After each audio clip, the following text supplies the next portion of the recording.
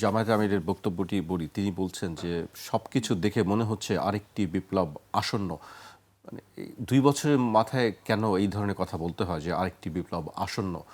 আপনার কাছে কি মনে জি, হয় আসলে? ধন্যবাদ আপনাকে। তিনি তার একটা আশঙ্কার কথা বলেছেন, রাজনৈতিক বক্তব্য অবশ্যই সেটা, এবং সেটা এক ধরনের সতর্কবার্তা। এভাবে যদি আমরা নেই, খুব নিন্দা করার কিছু থাকে না। আবার যদি এটাকে নেতিবাচকভাবে নেই যে মাত্র 2 বছরের মধ্যে এসব বিপ্লবের কথা শুনতে হয় কেন আবার, স্যার আন্তর্জাতিক বিষয়াদি নিয়ে বাংলাদেশের একজন তারকা ব্যক্তিত্ব, আমাদের সৌভাগ্য যে আমরা স্পষ্ট কথা বলার লোকজন কিন্তু ইদানিং পাই না, অথবা পাই মনে মনে একটা লালন করেন, জি ধারণ করেন আর একটা, না, স্যার চর্চা করেন সবসময় গিয়ে আর কিন্তু একটা, আমরা আবার পাই মুখে স্যার। বলেন আর একটা। স্যার তো সবসময় স্যার বরাবরই যে বিশ্বাসটা তিনি স্পষ্ট করে বলেন। তো আপনি যে বলেছেন 12টা বাজবে কেন, ওই 12টা বাজার অন্যতম এক কারণ হচ্ছে স্পষ্ট কথা বলার লোকও আমাদের সমাজে এখন কিন্তু নেই বললেই চলে, নির্মোহভাবে। তো ওই ক্ষেত্রে আপনাকে ধন্যবাদ। স্যারের প্রতি তো শ্রদ্ধা আছেই, যে আমি কিন্তু খুব মনোযোগ দিয়ে শুনেছি স্যারের কথাগুলো। এখন সমান্তরালে স্যার কিন্তু সরকারের মঙ্গল কামনা করেছেন। সমান্তরালে বিরোধী দল যে সতর্ক করছে সরকারকে, সেটাকেও ইতিবাচকভাবে নিয়েছেন। আমরা এইভাবে নিতে পারি না, কিন্তু আমরা একটা ব্যবধান জি তৈরি করে ফেলি, যে কোনো বিষয় নিয়ে আমরা ব্যবধান তৈরি করে ফেলি। প্রধানমন্ত্রী তো যথার্থ বলেছেন যে ইস্যু তৈরি করার অপচেষ্টা আছে, পরিস্থিতিকে গোলমাল বাঁধানোর।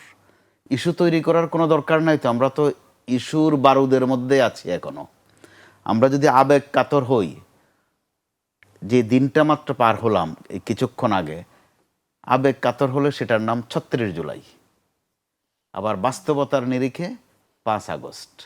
তো এইরকম একটা দিনে আমিও ইতিবাচকভাবে নিতে চাই যে প্রধানমন্ত্রী একটা বিষয়কে অ্যাড্রেস করেছেন, যে কেউ যেন বাড়তি ইস্যু তৈরি করে পরিস্থিতি ঘোলাটে না করেন, অর্থাৎ তার কাছে নিশ্চয়ই কিছু মেসেজ আছে। একইভাবে যখন বিরোধী দলীয় নেতা কিছু সতর্ক করেছেন, সতর্ক করারও দরকার আছে। স্যার কিন্তু কয়েকটা বিষয় স্পষ্ট বলেছেন, এভাবে কেউ বলতে চান না। দোষারোপ কিন্তু একে অপরকে করছেন। সেটাও তো দোষারোপ করা অর্থ তো সতর্ক করা। কারণ বাংলাদেশের রাজনীতিতে আমরা যে শেখ হাসিনাকে স্বৈরাচার বলি, বলে দিচ্ছি তিনি স্বৈরাচার, কিন্তু তাকে স্বৈরাচার বা ফ্যাসিস্ট করার পেছনে যে বন্দনা ছিল, প্রশংসা ছিল তখনকার বিরোধী দলের, আমাদের কিন্তু এগুলো মনে আছে।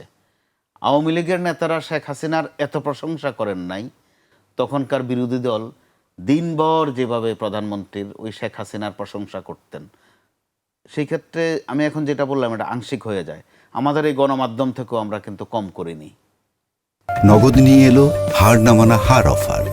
সর্বনিম্ন 10,000 টাকা রেমিটেন্স নগদে পাঠালে থাকছে স্বর্ণের হার জেতার সুযোগ। যাচ্ছে তাই প্রশংসা আর বন্দনা স্তুতি গাওয়ার মধ্যে ছিলাম, এগুলোর যোগফল কিন্তু তাকে ফেসিস্ট হতে আরো সমৃদ্ধ করেছে। তো সেই দৃষ্টিভঙ্গি থেকে আপনি ভাবলে আজকের বিরোধী দল সরকারকে সতর্ক করেছে। তো কিন্তু আফসোসের বিষয় যে এই জায়গাটা, সরকারের দিক থেকে আহ্বান জানানো হচ্ছে, তার মানে সতর্ক আছে, বিরোধী দল থেকেও সতর্ক করা হচ্ছে। এর মধ্য দিয়ে আমরা দেখলাম যে এক শনি ঘুরছে, বৃহত্তর সিলেট দিয়ে ঘুরতে ঘুরতে ঢাকায় চলে আসলো শনিটা, ঢাকা থেকে চলে গেল বরিশাল অঞ্চলের দিকে। তাও আবার কোন সময়টায়, যখন জুলাই অত্যন্ত প্রাসঙ্গিক, একটা বর্ষপূর্তির সময়ে এগুলো কিন্তু বাজে বার্তা দিচ্ছে, যে এগুলো কি তারা নিজেরা করছে, নাকি তাদেরকে দিয়ে করানো হচ্ছে, নাকি তারা কারো শিকার হচ্ছে। আপনি ফুটেজগুলো বোধহয় খেয়াল করেছেন অবশ্যই। হেলমেট আবার দেখেছি আমরা, হেলমেট বলতে আমরা হেলমেট লিগ বলতাম, হাতুড়ি লিগ বলতাম।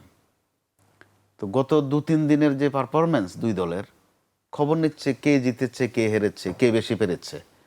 তো ঢাকার যে চিত্র, আলিয়া মাদ্রাসায় বোধহয় শিবির একটু ভালো করেছে, বাদ বাকি জায়গাগুলোতে তারা মার খেয়েছে। তো তাদের মধ্যে হেলমেটের ভিতরে অন্য কেউ লুকানো আছে কিনা, কারণ গুপ্ত সুপ্ত এই শব্দগুলো একটা সময়ে খুব আলোচিত ছিল, সমালোচিত ছিল। আলোচনা আর সমালোচনার মধ্য দিয়ে তথ্য বের হয়ে গেছে যে কে কোথায় কোন পরিচয়ে ছিল। তো এখনো যে নমুনা আমরা দেখছি হেলমেটের ফাংশন, তার উপর চোখ তুলে ফেলা। চোখ তুলে ফেলা কিন্তু খুব সিগনিফিক্যান্ট। 24 জুলাই আগস্ট আন্দোলনের যে নিহতর সংখ্যাগুলো আপনি খেয়াল করে দেখবেন, অধিকাংশর গুলিটা করা হয়েছে চোখ বরাবর, কপাল বরাবর, গলা বরাবর।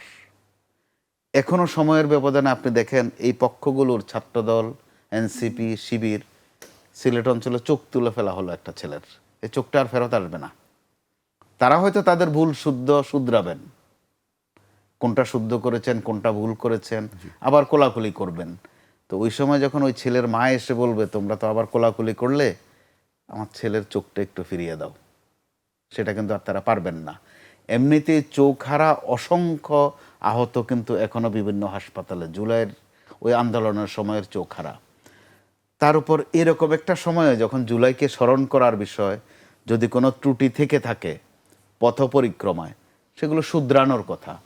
ওই সময় তারা যেভাবে সংঘাতে লিপ্ত হচ্ছেন, এটা কিন্তু তখন ওই যে ডাক্তার সাহেব যেটা বললেন, ডাক্তার শফিক সাহেব, যে আর একটা বিপ্লব বুঝি স্মরণ করিয়ে দিলেন।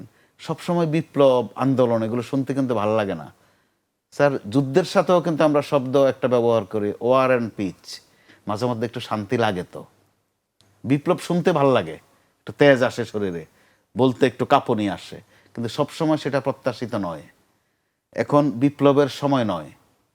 সতর্ক করতে পারেন, সতর্কতার ভাষা আছে। দুই দলেই কিন্তু বুঝবান লোক আছেন। স্যার যেভাবে স্পষ্ট করে বেশ কিছু ইঙ্গিত দিয়েছেন, এগুলো যদি সরকারি দলের লোকজন শোনেন মনোযোগ দিয়ে, এখানে দুইটা বিষয় আছে। শুনলে রাগ করার লোকজনও পাবেন, অসংখ্য লোকজন পাবেন যে স্যার এই সময় এসে এগুলো কি বলে। এগুলো কিন্তু 10 কথার এক কথাই বলে দিয়েছেন। আবার কেউ কেউ এখান থেকে তথ্য নিতে পারেন নিজেকে সমৃদ্ধ করার জন্য। কোনটা তারা নেবেন এটা তাদের বিষয়। কিন্তু এগুলো করতে গিয়ে তারা কিন্তু আমাদেরকে একটা 12টা বাজানোর দিকে নিচ্ছেন। এখানে মনে রাখতে হবে, 12টা যখন বাজাবেন, বাজনা তুলবেন, ওই বাজনার মধ্যে তাল থাকে, লয় থাকে।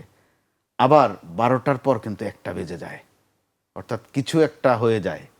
তো সেই জায়গা থেকে তারা নিশ্চয় উপলব্ধি করবেন যে 12টার এই মোহনার মধ্যে তারা কিছু একটার মধ্যে আবার পড়ছেন কিনা অথবা পড়তে যাচ্ছেন কিনা।